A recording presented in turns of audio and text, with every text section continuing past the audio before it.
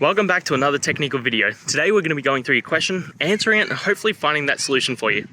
Now, remember to stay just a little bit crazy like me, and hopefully you get to that resolution. Now let's continue on.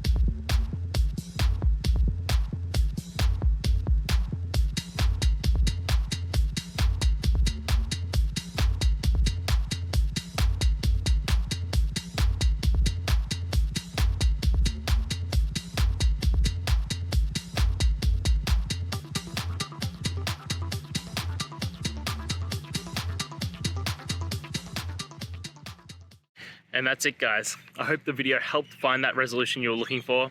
And, if it did, please, I'd appreciate it if you could hit subscribe. Until next time, guys, that you need more technical help, I hope you have a good one. Cheers.